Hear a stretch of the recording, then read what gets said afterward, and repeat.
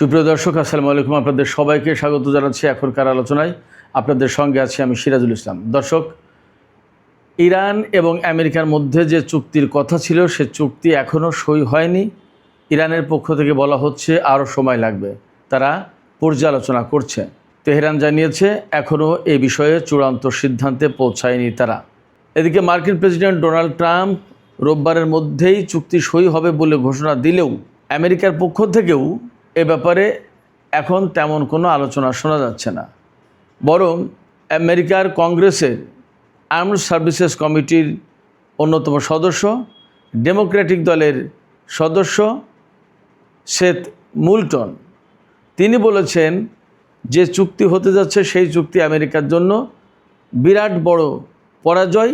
কারণ যুদ্ধের পেছনে এরই মধ্যে $100 বিলিয়ন বেশি খরচ করা হয়েছে, অথচ এই চুক্তির বিনিময়ে পাচ্ছে হরমুজ প্রণালী উন্মুক্তকরণ, যা যুদ্ধের আগে হরমুজ প্রণালী খোলাই ছিল। এদিকে ইসরায়েল আজ আবার লেবাননের রাজধানী বৈরুতে হামলা চালিয়েছে, তাতে কমপক্ষে 5 জন নিহত হয়েছে। এই হামলার প্রেক্ষাপটে ইরানের পক্ষ থেকে কড়া বার্তা দেওয়া হয়েছে, কড়া হুঁশিয়ারি দেওয়া হয়েছে। ইরানের পক্ষ থেকে ইসরায়েলকে একটি বিশেষ প্রাণী হিসেবে উল্লেখ করে বলা হয়েছে, এই প্রাণীটিকে ঠেকান, তা না হলে চুক্তি হবে না। তার মানে ইসরায়েল লেবাননের রাজধানী বৈরুতে হামলা চালিয়ে এই চুক্তিকে অনিশ্চিত করে দিচ্ছে কিনা।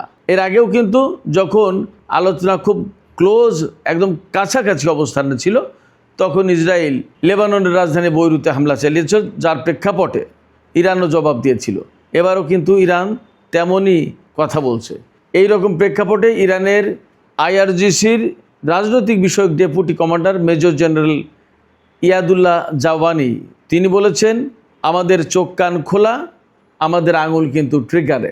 এই প্রেক্ষাপটে ইরান এবং আমেরিকার মধ্যকার চুক্তি কি বড় ধরনের অনিশ্চয়তার মধ্যে পড়ল কিনা। সুপ্রিয় দর্শক, এই সমস্ত বিষয় নিয়ে এখন বিস্তারিত আলোচনা করব। আশা করি আপনারা আলোচনার শেষ পর্যন্ত সঙ্গে থাকবেন। আর ভিডিও ভালো লাগলে লাইক, কমেন্ট, শেয়ার করবেন এবং চ্যানেলটি সাবস্ক্রাইব করে সাথেই থাকবেন। দর্শক, চলুন বিস্তারিত আলোচনা করি। প্রথম আলোচনা হচ্ছে, দর্শক, বিস্তারিত আলোচনার শুরুতে আর একটা তথ্য জানিয়ে রাখি। ব্রিটেন ইংলিশ চ্যানেল থেকে রাশিয়ার একটি তেলবাহী জাহাজ আটক করেছে। এর প্রেক্ষাপটে রাশিয়া এবং ব্রিটেনের মধ্যে বড় রকমের উত্তেজনা দেখা দিয়েছে। এমনও হতে পারে এই ঘটনাকে কেন্দ্র করে দুই দেশের ভেতরে সংঘাত শুরু হতে পারে। ইউক্রেন ইস্যুতে ব্রিটেন এবং রাশিয়ার মধ্যে কিন্তু দীর্ঘদিন ধরে একটা প্রকাশ্য অপ্রকাশ্য উত্তেজনা চলছিল। যা হোক, আমরা মূল আলোচনায় ফিরে আসি। ইরান এবং আমেরিকার মধ্যে চুক্তি সই হবে, এ ব্যাপারে দুই পক্ষ একেবারেই কাছাকাছি। ইরানের পক্ষ থেকে বলা হয়েছিল আমরা খুব কাছাকাছি চুক্তির, আর আমেরিকা বলেছিল, আমেরিকার প্রেসিডেন্ট ডোনাল্ড ট্রাম্প তিনি বলেছিলেন যে রোববার চুক্তি সই হবে। এইভাবেই পাকিস্তানের প্রধানমন্ত্রী শাহবাজ শরীফও বলেছিলেন যে আগামী 24 ঘন্টার ভেতরে চুক্তি হতে পারে। কিন্তু ইরানের পক্ষ থেকে বারবারই বলা হচ্ছে যে এখনও তারা চূড়ান্ত সিদ্ধান্তে পৌঁছাননি। রোববারের ভেতরে চুক্তি হবে এমন কোনো নিশ্চয়তা নেই, বরং চুক্তি যদি হয় তাহলে কয়েকদিন সময় লাগতে পারে। আজকে তাদের পক্ষ থেকে বক্তব্য দেওয়া হয়েছে, তেহরান বিষয়টি এখনও পর্যালোচনা করে দেখছে।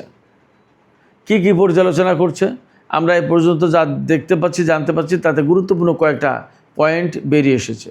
সেটা হচ্ছে, আমেরিকা বলেছে যে আমেরিকা যে সমঝোতার ভিত্তিতে বলছে যে চুক্তি সই হবে, সেই সমঝোতায় বলা হচ্ছে যে ইরানের সমৃদ্ধ ইউরেনিয়াম পূর্ব অবস্থা, অর্থাৎ 60 মাত্রার আগে যে অবস্থায় ছিল 20 মাত্রা বা 5 মাত্রা বা 3 মাত্রা, এই মাত্রায় ফেরত নিয়ে যাওয়া হবে অথবা সেগুলোকে ধ্বংস করা হবে। এরপরে ইরান এই রকমের একটা কমিটমেন্ট করবে, প্রতিশ্রুতি দেবে যে তারা কখনো পরমাণু অস্ত্র তৈরি করবে না এবং পরমাণু অস্ত্র হাতে পাওয়ারও চেষ্টা করবে না। এরপরে হরমুজ প্রণালী, প্রাথমিক চুক্তির পরপরই ইরান হরমুজ প্রণালী সমস্ত বাণিজ্যিক জাহাজের জন্য খুলে দেবে এবং আমেরিকা তাদের ব্লকেট তুলে নেবে। এছাড়া আমেরিকা ইরানকে $24 বিলিয়ন অর্থ ছাড় করবে। পাশাপাশি ইরানের পুনর্গঠনের জন্য যে যুদ্ধের যে সমস্ত ক্ষয়ক্ষতি হয়েছে তাতে আমেরিকা বিরাট বড় ধরনের আর্থিক ফান্ড দেবে। এরপরে ইরানের নিষেধাজ্ঞা শিথিল করবে একটা সার্টেন টাইমের জন্য, তেল বিক্রি করতে পারবে ইরান, এরকম বিভিন্ন রকমের কথাবার্তা আছে। কিন্তু এই যে পরমাণুর প্রসঙ্গ যেটা আর হরমুজ প্রণালী যেটা, হরমুজ প্রণালী কি সবার জন্য খুলে দেওয়া হবে? এই প্রশ্ন কিন্তু খুব গুরুত্বপূর্ণ প্রশ্ন, কারণ হরমুজ প্রণালী ইরানের জন্য খুব কৌশলগত বিরাট বড় অস্ত্র। আর পরমাণু কর্মসূচির ব্যাপারে যে কথা বলা হচ্ছে তা অনেকটা আমেরিকার শর্ত খানিকটা মেনে নেওয়ার মতো হয়ে যাচ্ছে। সেটা করবে কি করবে না এ ব্যাপারে কিন্তু তাদেরকে আরও বোঝাপড়া করতে হচ্ছে ইরানকে।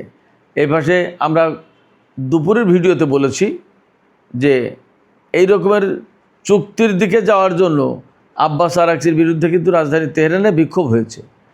এই বিক্ষোভকারীদের দাবি হচ্ছে কোনো চুক্তি করা চলবে না আমেরিকার সাথে, সর্বোচ্চ নেতা থেকে শুরু করে ইরানের যে সমস্ত মানুষকে তারা হত্যা করেছে তার বদলা নিতে হবে, প্রতিশোধ নিতে হবে।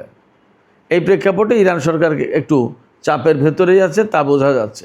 এদিকে এই চুক্তির সময়ে আমেরিকা বা ইসরায়েল ইরানের বিরুদ্ধে কোনো রকমের অন্তর্ঘাতমূলক কাজ অথবা আকস্মিকভাবে হামলা বা কোনো রকমের কোনো কিছু করতে চাইলে তার কঠিন এবং দাঁত ভাঙা জবাব দেওয়া হবে বলে ইরানের আইআরজিসির রাজনৈতিক বিষয়ক deputy commander major general Yadullah Jawaani তিনি হুমকি দিয়েছেন, হুঁশিয়ারি দিয়েছেন। তিনি বলেছেন, আমেরিকা বা ইসরায়েল এই ধরনের কোনো রকমের পদক্ষেপ নিতে গেলে আমাদের চোখ কান খোলা আছে, আমরা অবশ্যই তাৎক্ষণিকভাবে তার পাল্টা জবাব দেব এবং আমাদের আঙুল ট্রিগারে রয়েছে।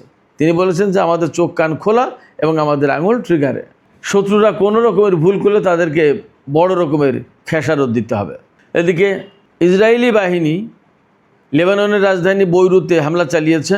ইসরায়েলি সেনারা দাবি করেছে হিজবুল্লাহর কমান্ড সেন্টারে হামলা চালানো হয়েছে এবং তাতে এই পর্যন্ত, অর্থাৎ আমি যখন এই ভিডিওটা করছি তখন অন্তত 5 জন নিহত হয়েছে। ইসরায়েল বলছে যে হিজবুল্লাহ সেনারা রোববার অর্থাৎ আজকের সকালের দিকে ইসরায়েলি সামরিক বাহিনীর উপর যে হামলা চালিয়েছে তার জবাবে এই বৈরুতে হামলা চালিয়েছে হিজবুল্লাহর কমান্ড সেন্টারে। ইসরায়েল আরও বলেছে যে আমাদের টেরিটরিতে, আমাদের ভূখণ্ডে কেউ হামলা করে বিনা জবাবে পার পাবে না। খুবই ভালো কথা। তো ইসরায়েল যদি কারোর ভূখণ্ডে হামলা চালায় তাহলে ইসরায়েল কেন আশা করে বিনা জবাবে পার পাবে? হিজবুল্লাহ তাই তো করছে। তাহলে হিজবুল্লাহর দোষটা কোথায়? লেবাননের প্রতিরোধ যোদ্ধারা তো তাই করছে, তাহলে তাদের দোষটা কোথায়? এটাও তো একটা যুক্তি। যাই হোক, এই যে লেবাননের রাজধানী বৈরুতে হামলা, এটা কিন্তু ইরানের পক্ষ থেকে রেড লাইন ছিল।